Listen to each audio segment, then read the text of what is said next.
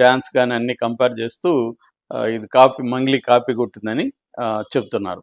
అయితే నేను మొత్తం పరిశీలించాను. సో, మంగ్లీ కాపీ కాదు. ఇది రివర్స్ యాక్చువల్‌గా. అంటే మంగ్లీ 'బాయిలోన బల్లి పలికే' సాంగ్ ఇన్‌స్పిరేషన్‌తో మరాఠీ వాళ్ళు చేశారు. ఆహ్, అది వాళ్ళు చెప్పుకున్నారు గూడా. వాళ్ళ వీడియో 'నవరా మజా దారుద్య' అని కొడితే మనకి యూట్యూబ్‌లో వాళ్ళ వీడియో వస్తది. 'నవరా మజా దారుద్య' టైటిల్ సాంగ్ అది. ఆ సాంగు మ్యూజిక్ మిక్స్ అని మాత్రమే వాళ్ళు పెట్టుకున్నారు అక్కడ గూడా 'ఆర్‌కే కింగ్' అని. అట్లాగే 'ఇన్‌స్పైర్డ్ బై మంగ్లీ' అని ఈ 'బాయిలోన బల్లి పలికే' సాంగు లింకు గూడా యూట్యూబ్ లింక్ గూడా వాళ్ళక్కడ పెట్టారనమాట. 'ఇన్‌స్పైర్డ్ బై' అని రాసుకున్నారు.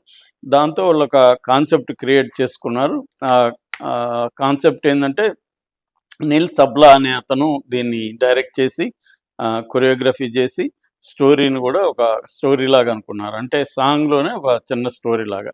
'బాయిలోన బల్లి పలికేమో' ఒక అమ్మాయి, ఒక అబ్బాయిని నన్ను తీసుకెళ్ళు నీకోసం నేను తపన పడుతున్నాను అని చెప్పే కాన్సెప్ట్ ఉంటే, దీంట్లో ఏమో ఒక కొత్తగా పెళ్ళైన ఒక చిన్నమ్మాయి వాళ్ళ భర్త ఎప్పుడు చూసినా తాగుతూ ఉంటాడు. అమ్మాయిని వేధిస్తూ ఉంటాడు. అమ్మాయి అతని నుంచి పారిపోవడానికి ట్రై చేస్తుంది. ఫైనల్‌గా అతనిలో మార్పొచ్చి ఆ అమ్మాయిని నేనింకా మారతానని చెప్పి ఆ అమ్మాయిని ఇంటికి తీసుకెళ్ళడంతో ఆ సాంగు ఎండ్ అవుతుంది. అది కాన్సెప్టు.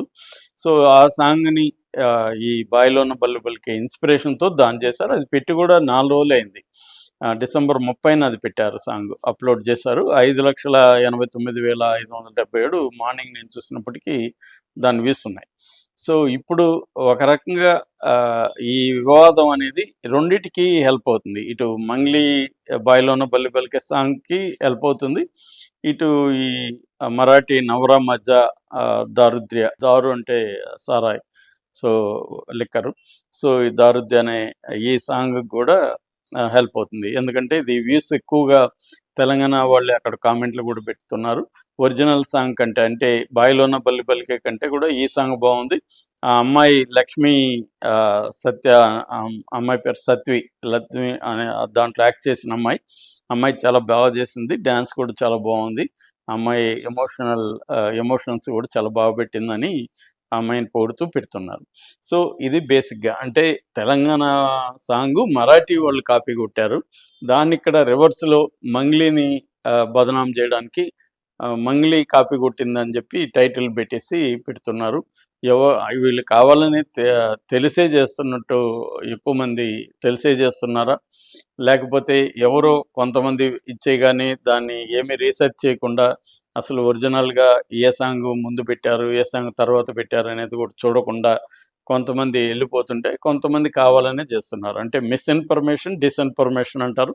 మిస్‌ఇన్ఫర్మేషన్ అంటే మనకు తెలియకుండా ఒక తప్పుడు సమాచారాన్ని మనం నిజమని నమ్మి ప్రచారం చేయడాన్ని మిస్‌ఇన్ఫర్మేషన్ అంటారు. డిస్‌ఇన్ఫర్మేషన్ అంటే తెలిసి గూడా ఇది తప్పుడు సమాచారం తెలిసి గూడా దాన్ని ప్రచారం చేయడాన్ని డిస్‌ఇన్ఫర్మేషన్ అంటారు.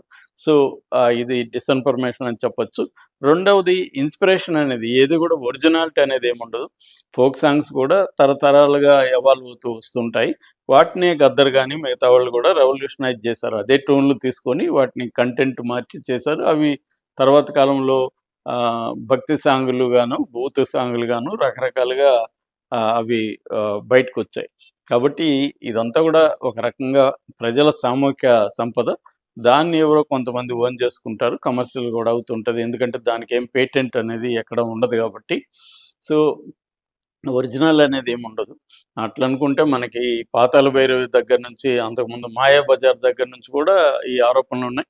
ఫర్ ఎగ్జాంపుల్ 'మాయాబజార్‌లో' వివాహ భోజనం అందరూ పక్కా తెలుగు సాంగ్ అనుకుంటారు. అది నిజానికి ఒక పోలీస్ మార్చి సాంగ్ అది ఇంగ్లీష్ నుంచి వచ్చింది. అవన్నీ గూడా బయటకొచ్చాయి గూడా.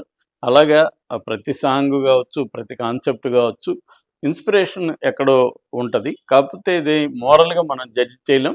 లీగల్‌గా మాత్రమే ఒకవేళ ఇప్పుడేమన్నా మంగ్లీ వాళ్ళు వాళ్ళ మీద చర్య తీసుకునే అవకాశం గూడా ఉంది.